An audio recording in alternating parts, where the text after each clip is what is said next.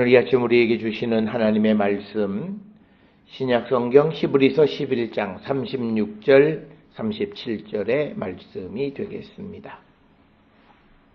36절, 37절의 말씀 한 목소리로 합독하시겠습니다.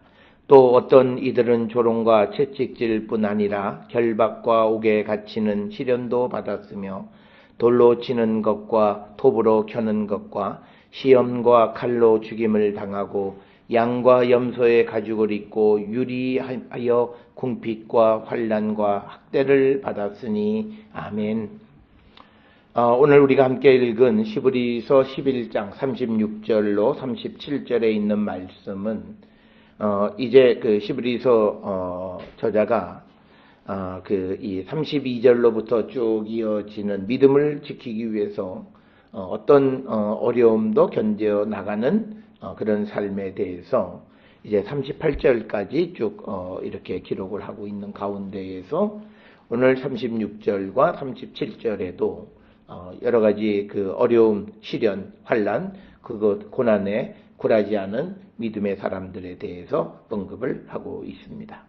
특별히 36절에 보면 어떤 이들은 조롱, 채찍질뿐 아니라 결박과 옥에 갇히는 시련도 받았다.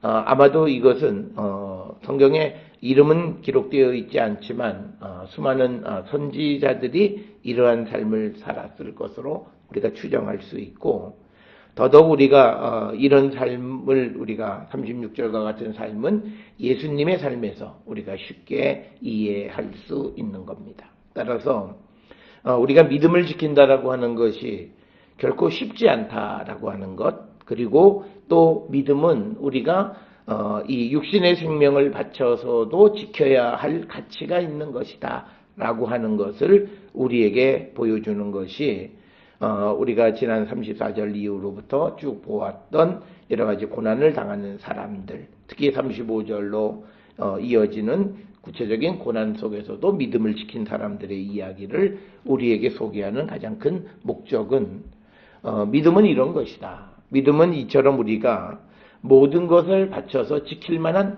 가치가 있는 것이다. 그래서 오늘 이 히브리서 11장 36절, 37절은 이 히브리서 저자가 이 편지를 받아보는 유대인으로서 예수를 믿는 사람들에게 예수님에 대한 믿음은 목숨 바쳐서도 우리가 지킬 만한 가치가 있는데, 그것은 이제 35절에서는 이제 부활로 설명을 했고, 그 다음에 이제 36절 이하에서는 수많은 역사적 인물들이 이런 일들을 당하면서 믿음을 지킨 그것을 통해서 보아도 이 믿음이라고 하는 것은 우리가 지킬 만한 가치가 있는 것이다 라고 하는 것을 이야기해서 그들이 믿음을 지켜나가는 자들이 되기를 갈망하는 그런 갈망이 포함되어 있는 것이 오늘 주시는 36절, 37절의 말씀입니다. 37절에서는 사람이 믿음을 지키다가 죽어져간 사람들을 죽이는 방법을 아주 구체적으로 묘사하는데, 돌로 치는 것, 그래서 돌에 맞아 죽은 사람들은 아마 우리가 신실한 믿음을 지키려고 했던 많은 사람들이 있는데, 열왕기상 21장 14절 15절에 보면 나봇은 이세벨에 맞서서 하나님의 말씀을 지키려다가 결국은 그도 돌에 맞아 죽임을 당했고, 또 사도행전 7장 59절에 보면 스데반 집사 경우에도 믿음을 위해서 돌에 맞아 죽임을 당한 그런 예를 우리가 볼 수 있습니다. 그래서 돌로 치는 것, 돌에 맞아 죽은 것, 믿음을 위해서 돌에 맞아 죽은 예는 우리가 이제 성경을 통해서 볼 수 있는데, 이제 그 다음에 나오는 톱으로 켜는 것이라고 하는 것은 성경에 언급되어져 있지 않습니다. 그래서 우리가 이 37절에 나와 있는 믿음을 지키는 사람들이 죽어져간 여러 가지 다양한 방법을 소개하는데, 이것은 성경뿐만 아니라 당시 유대인들이 가지고 있는 많은 전승을 그대로 사용을 해서 그것을 통해서 사람들에게 믿음은 지킬 만한 가치가 있는 것임을 다시 한번 강조를 하는데, 여기에서 톱으로 켜는 것은 사람을 톱으로 두동강을 냈다는 얘기예요. 그런데 이것은 유대인들의 전통에 의하면 므낫세가 이사야 선지자를 톱으로 켜서 두동강을 내서 죽였다라고 하는 전승이 있는 겁니다. 그러니까 우리가 성경에는 기록이 되어 있지는 않지만 그러나 이 당시 이 히브리서를 받아보는 유대인으로서 예수를 믿는 사람은 그게 누구를 의미하는지 다 아는 이야기예요.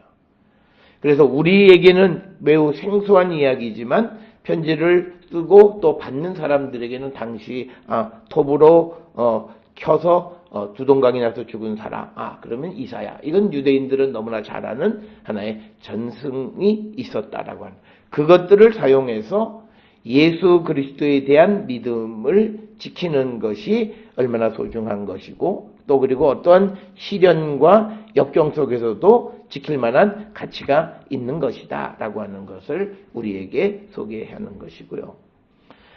그 다음에 또 시험과 칼로 죽임을 당했다. 칼로 죽임을 당한 사람에 대해서는 사도행전 12장 2절에 보면 헤롯이 요한의 형제 야고보를 칼로 죽였다라고 하는 기록이 있습니다. 그래서 우리가 37절에 열거되어 있는 그런 죽임을 당하는 방법에 대해서 어떤 것들은 성경에 언급이 되어 있는 신앙인의 모습이 있고 또 어떤 것들은 언급되어지지 않는데 그것은 앞에서 말씀드린 것처럼 유대인들의 어떤 전승을 사용해서 믿음을 격려하는 데 사용했다라고 하는 것을 우리가 볼 수 있습니다. 따라서 이 히브리서 저자는 매우 역사적인 것, 즉 구약 성경의 기록 그리고 또 자기들의 민족들이 가지고 있는 전승, 역사적인 사실 그것들을 통해서 믿음을 구체화시키면서 그 믿음을 위해서 목숨을 바칠 것을 강조하고 있는 겁니다. 그래서 이 히브리서에 나와 있는 이 믿음은 굉장히 아주 구체적이고 역사적 믿음이라고 하는 겁니다. 그래서 이것이 단지 어떤 이론, 추상적인 그런 믿음을 가져라 이런 개념이 아니라 실제로 역사 속에서 자기들이 아는 역사적 인물들의 죽임의 방법을 소개하면서 그들과 같이 우리가 믿음을 지키는 자들이 되어야 한다. 이것을 강조하고 있습니다. 그 다음에 이제 양과 염소의 가죽을 입고 유리했다라고 하는 거죠. 이것은 우리가 구약시대 때 엘리야 엘리사를 통해서 우리가 잘 알 수 있고요. 또 하나는 어저께 소개해드렸던 이 마카비 시대에 이 마카비 가문의 사람들이 이제 안티오쿠스 에피파네스 4세의 박해를 피해서 결국은 그 사회에 정착하지 못하고 떠돌이 삶을 사는 거예요. 그것을 마치 양과 염소의 가죽을 입고 유리했다라고 하는 이런 표현을 사용하고 있고 이런 사실은 마카비상 2장이나 마카비아 5장 같은 데 보면 구체적으로 그들이 그 박해를 피해서 어떤 삶을 살았는가, 어떻게 유리하는 삶을 살았는가를 우리에게 보여주고 있고 여기서 우리가 중요한 건 뭐냐면 우리가 믿음을 지킬 때 이 사회가 우리를 그렇게 좋아하지 않는다는 거죠. 그래서 어쩌면 우리는 사회에 속하면서 사회에서 유리되어진 삶을 살아야 될 수도 있다는 거예요. 그것이 우리가 육적으로 유리되진 않죠. 영적으로 유리되어진 삶을 살 수도 있다는 거예요. 그러니까 이거죠. 우리가 믿음을 지키고 살아가는데 우리가 세상 사람과 똑같이 살 수는 없잖아요. 그러니까 우리가 이 땅을 살지만 그러나 우리가 살아가는 방식은 세상과는 다른 방식을 사는 거죠. 그러니까 우리가 속된 말로 세상 사람들로부터 왕따를 당하는 것은 바로 유리하는 것과 같은 거예요. 분리되어진 삶을 사는 거라는 거죠. 그러니까 우리가 믿음을 지키기 위해서 그런 삶도 각오해야 된다는 거예요. 그러니까 우리는 내가 세상에서 인정받고 싶으면 우리는 믿음 지킬 수 없습니다. 세상 사람들이 원하고 세상 사람들이 바라는 그런 삶을 우리는 추종하고 따라가야만 하는 거죠. 그렇게 되면 결국은 우리는 세상에서는 우리가 인정을 받을런지는 모르지만 하나님께로부터는 또다시 우리가 유리되어지는 자가 될 수밖에 없다. 그래서 우리가 믿음을 지키는 것은 이 세상에서 우리가 정착하지 못할 수도 있다라고 하는 그 각오를 우리는 가지고 살아야 돼요. 그러니까 우리가 믿음을 지키면서 세상 사람들이 하는 것과 똑같은 행복의 기준을 가지면 우리는 행복할 수가 없고 믿음도 또 세상에서의 삶도 다 놓쳐버리고 말아요. 우리가 믿음을 지킨다라고 하는 것은 마치 양과 염소의 가죽을 입고 유리하는 것 같은 삶. 그리고 우리가 예수님도 머리 둘 곳이 없는 그런 유리하는 삶, 그런 것들이 믿음을 위한 삶을 살아가는 사람들의 삶의 모습이라고 하는 것을 우리에게 가르쳐 주는 거예요. 어쩌면 우리가 죽음의 순간에 돌로 맞아 죽고 어떻게 죽는 것, 죽음의 순간에 죽는 방법보다 더 힘든 것이 살아있으면서 살아있는데 우리가 유리되어지고 또 살아있음에도 불구하고 궁핍함의 고통, 환난의 고통, 학대의 고통을 우리가 이길 각오를 해야 된다. 그래서 예수님은 우리에게 마태복음 16장에서 누구든지 나를 따르려거든 자기 십자가를 지라고 말씀하십니다. 오늘 우리가 세상을 살아가는데 우리는 예수를 믿으면 잘 되는 것만 생각해요. 물론 잘 돼요. 그것은 우리의 영혼이 주님과 함께 영생을 누리는 그런 복을 누리는 그런 의미에서 우리의 영혼은 잘 돼요. 그렇지만 우리가 이 세상 속에서 사람들에게 인정받고 세상 사람들이 누리는 삶을 그대로 살아갈 것이냐, 그렇지는 않다라고 하는 겁니다. 그걸 이미 우리 성경은 예수님도 그리고 또 많은 사도들도 그걸 우리에게 가르쳐줘요. 그럼에도 불구하고 우리는 세상에서 잘되는 삶을 추구하고 살아요. 그러니까 결국은 우리는 믿음이 이것이 이제 곰팡이가 쓰고 이 다음에 이 믿음이 부패하기 시작하는 겁니다. 그래서 오늘 우리가 주시는 말씀에 양과 염소의 가죽을 입고 유리한 사람들, 엘리야나 엘리사와 같은 사람, 그리고 세례 요한과 같은 자들, 그들은 결국은 그 세상 속에 정착하지 못하고 결국은 그들은 세상으로 보면 비운의 운명을 마쳤지만 하나님의 입장에서 보면 그들은 믿음을 지켰던 그런 신실한 믿음의 사람들이었다라고 하는 것을 우리는 꼭 기억을 하셔야 되겠고, 그 다음에 궁핍, 환난, 학대가 있다. 우리가 이것은요 그리스도를 위한 궁핍, 환난, 학대입니다. 오늘날 우리가 자칫 잘못하면 고난도 하나님이 주시는데 내가 잘못하고도 그 고난을 하나님이 주셨다고 생각하는, 그래서 자기를 합리화하는 사람들이 있어요. 그건 아니에요. 물론 그런 고난도 하나님이 허락하셔서 되어지지만 그런 고난을 당할 때 우리에게 가장 필요한 건 회개예요. 그러니까 우리가 어떤 잘못을 통해서 우리에게 고난도 물론 하나님이 허락하셔서 우리에게 그 고난이 오지만 그럴 때 그 고난을 맞이하는 우리의 모습은 고난을 이기는 게 아니라 그 고난 속에서 나의 잘못을 발견하고 회개하고 돌이키는 결단력이 있어야 되는 거예요.